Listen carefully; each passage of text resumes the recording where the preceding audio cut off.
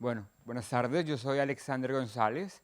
Como lo dijeron antes, soy psicólogo y llevo 4 años estudiando escenarios libres de violencia y sobre todo temas que tienen que ver con el género. Hoy vengo a hablarles del lenguaje como un vehículo que nos une a todos y sobre todo que permite que construyamos o no escenarios libres de paz.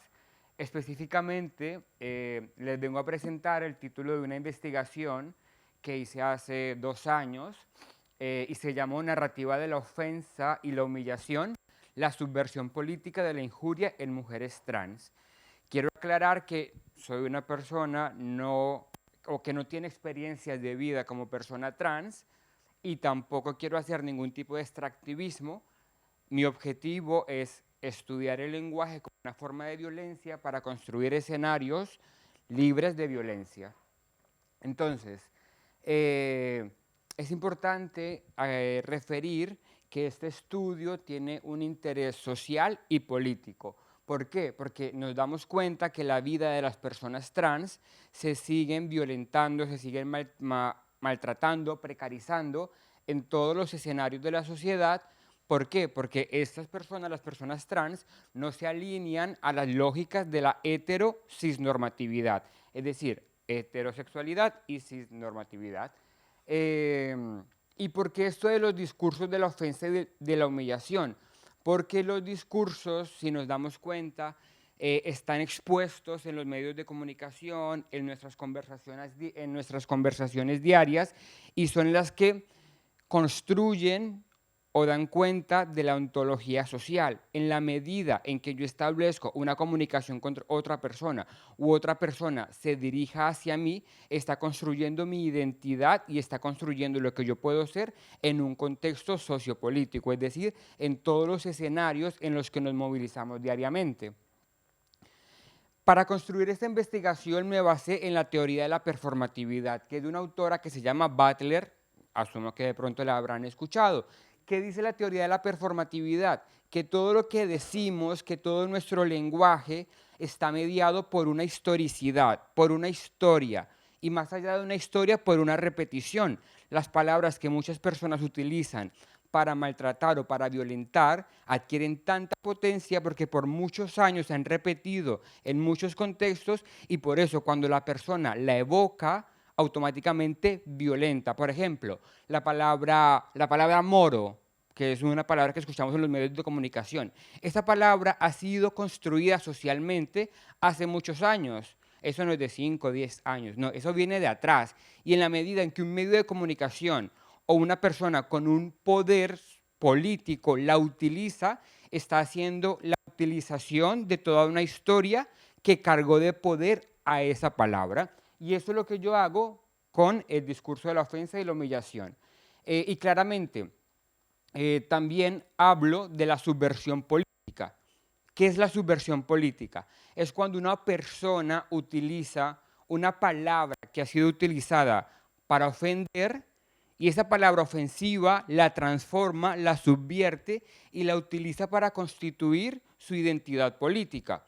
Por ejemplo, la misma palabra queer que utilizamos en esta conferencia se utilizó hace muchos años como una ofensa. ¿Por qué? Porque era lo diferente a lo heterosexual. Entonces, antes la palabra queer, en castellano desviado, se utilizaba para expulsar de la esfera pública a cualquier persona que no fuese heterosexual. Pero ¿qué pasó? En los 80, a partir de todos los movimientos sociales, a partir de todo lo que pasó con la crisis del SIDA, esta palabra se empieza a transformar y las personas la subvierten. Es decir, ahora soy un queer y desde lo queer construyo lo que yo soy, construyo mi identidad y construyo mi ontología social. ¿Y qué pasa? Ya no puede ser utilizada como una ofensa porque las personas ya la han subvertido, la han transformado y se han posicionado en un territorio a partir de la acción de la ofensa. Ahora, para construir esta investigación yo me baso en dos discursos públicos. ¿Por qué dos discursos? Pues porque voy a hablar de las narrativas y los discursos públicos son esos materiales que me permitieron construir y acceder a los resultados y las conclusiones que les voy a presentar posteriormente. En la parte izquierda están viendo el primer discurso que se llama revocar el nombramiento del señor Matilda González. Claramente, Matilda González es esta mujer activista de la ciudad de Manizales, de Colombia, del país que soy, y este personaje católico de derechas levanta un movimiento en la plataforma Citizen, ¿la conocen? En donde yo si quiero levantar una encuesta, levanto la encuesta en esta página, todas las personas votan y se logra un movimiento social, que en este caso era revocar que esta mujer trans pudiese ser una secretaria, una persona de poder y tomadora de decisiones en un ministerio de Colombia. Entonces, este personaje montó en una plataforma de internet este discurso hacia una mujer. Si quieren, voy a leer brevemente la línea 7 y la línea 8 y la línea 9, que dice: por ser hombre no puede representar los intereses de la mujer manizaleña. Sí, alcalde, es un hombre con falda. Si hay una secretaría que se supone que fue creada para darle visibilidad y representatividad a la mujer, debería ser nombrada una mujer y no alguien que se autopercibe mujer sin serlo. ¿Esto qué es? Un discurso de la ofensa. ¿Por qué? Porque es emitido por una persona con poder. ¿Hacia quién? Hacia una persona trans. ¿Con cuál objetivo? Eliminarla de un cargo público y sobre todo mandar un discurso público a las demás mujeres trans que no pueden pertenecer a ningún cargo público en la ciudad. ¿Por qué? Porque es un espacio y un entorno exclusivo de personas heterosexuales. Y en este caso, de mujeres cisgénero. ¿Vale? Ahora, el otro discurso que yo analizo es el de esta mujer que se hace llamar Zunga la Pera Roja, y esta mujer me permitió a mí acceder a la subversión de la ofensa. ¿Por qué? Porque ya les voy a mostrar por qué. Cuando era niña me obligaron a jugar fútbol, me obligaron a ponerme ropa que no quería, con la que no me sentía identificada. Mi profesor me decía una y otra vez: ¡sea macho! Con los años me di cuenta de que soy bien mujer, bien berraca y bien macha. Hice mi tránsito a mujer no porque fuese un error mi sexo asignado al nacer, sino porque así me sentía mujer y eso es lo que soy. ¿Cómo interpreto los dos discursos? Una de investigación que se llama hermenéutica narrativa con la teoría de la interseccionalidad. ¿La han escuchado? Que dice que una persona puede ser mayoritariamente más violentada en un contexto a partir de las condiciones de vida o a las características de vida que tenga esa persona. A mí, por ser heterosexual, a mí, por no ser heterosexual, seguramente me van a discriminar menos si yo fuese una mujer trans, una mujer afro, una mujer empobrecida y una mujer con algún tipo de discapacidad. Entonces, entre mayoritariamente una persona tenga condiciones de precarización o de marginalización, va a ser mayoritariamente más expulsada de cualquier esfera de la sociedad. Y de esto nos habla la interseccionalidad, la teoría de la performatividad, que ya les expliqué antes, y la teoría de las emociones de una escritora que se llama Sara Ahmed. ¿Qué dice Sara Ahmed? Que todo lo que nosotros decimos, hablamos, conversamos, se puede plasmar en un discurso, y ese discurso va cargado con unas emociones, pero no emociones como las entendemos en la psicología, sino emociones de una perspectiva política y social. ¿Qué quiere decir esto? Que un discurso público tiene la facilidad y la potencia de activar emociones como el asco y como el odio. ¿Qué fue lo que hizo el señor cuando decía que Matilda no era una mujer, sino era un hombre con falda? Entonces ahí está levantando una emoción política de asco y de odio hacia una mujer. Y por eso yo me permití hacer uso de la teoría de Sara Ahmed con las emociones políticas. ¿Cuáles fueron mis resultados? Entonces, en este cuadro, en la tabla número 1, ustedes pueden ver fragmentos del discurso que yo analizo.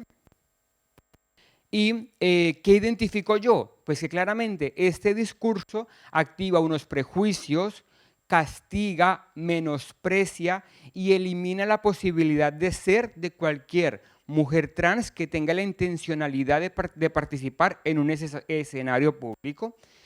¿Por qué? Porque atenta en contra de la autonomía y construcción de vida de Matilda González. ¿Por qué? Porque al llamarla señor, que activa una transfobia y qué más, y enmarca un discurso de la humillación hacia cualquier persona que no sea heterosexual y cisgénero.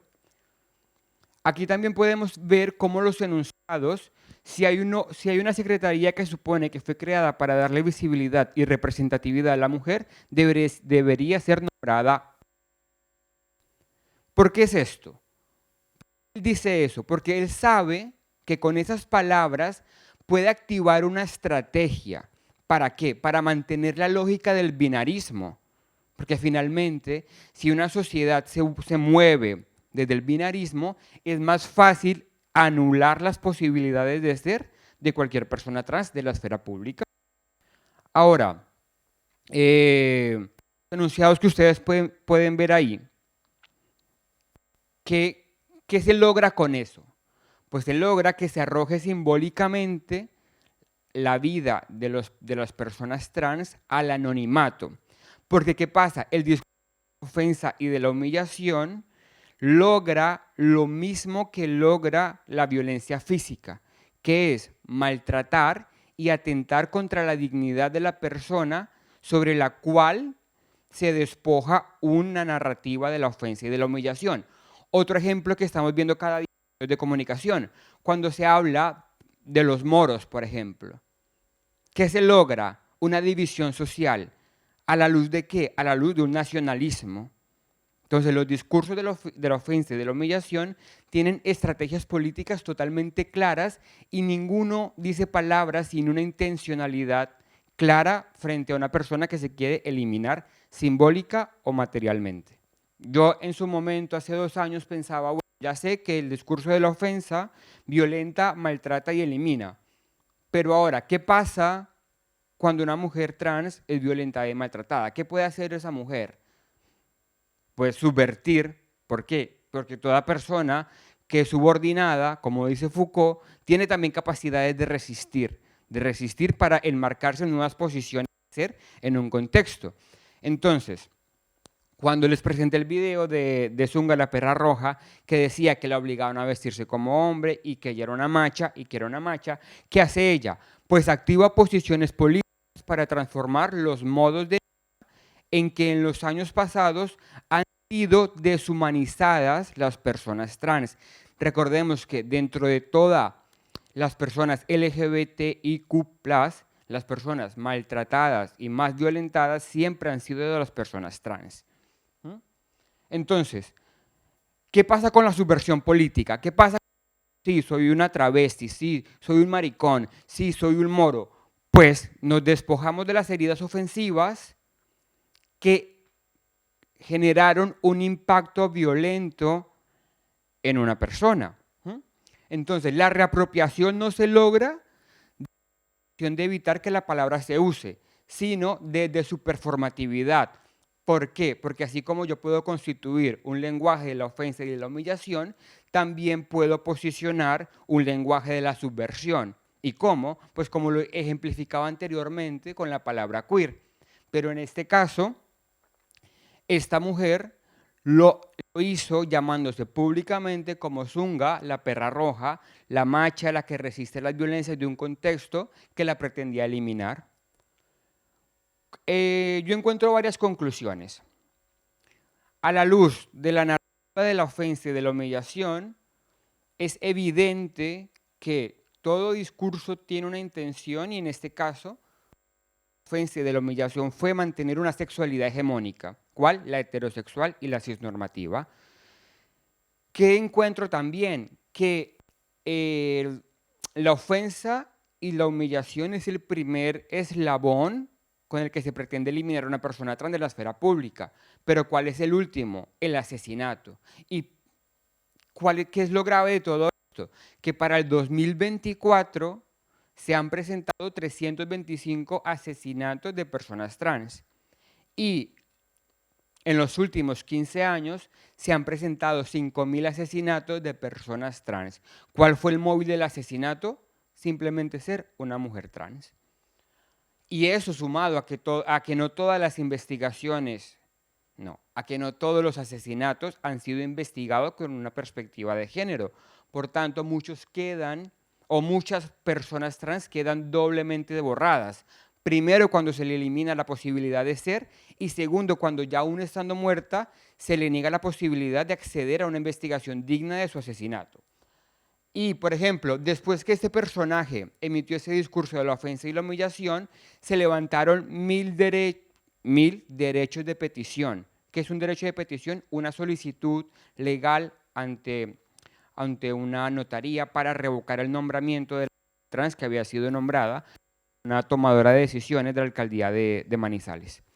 Ahora, frente a la subversión política que encontré, lo que hablábamos antes, la subversión del discurso de la ofensa y la humillación permite que la mujer desactive, transforme y reapropie la injuria que había recaído sobre su vida y sobre todo deconstruye la soberanía de un enunciado ofensivo que se levantó y que se sigue levantando a partir de la repetición en contra de las mujeres trans. Ahora, cuando hablábamos de las emociones políticas, evidentemente cualquier discurso de la ofensa y de la humillación va a activar emociones como el asco, el odio y la repugnancia. Cuando ustedes escuchen una noticia excluyente o discriminatoria, presten atención a qué emociones pretenden levantar cuando en un medio de comunicación se utiliza la palabra mora, por ejemplo. Ahí se los dejo de tarea. Ahora, la subversión política de la injuria, ¿qué logró? ¿Qué logró con este discurso? Pues activar emociones políticas y sociales valorativas como el amor, el orgullo y la dignidad. ¿Por qué? Porque la subversión nos permite generar esto en una posición estructuralmente desigual. Gracias. Science Queers.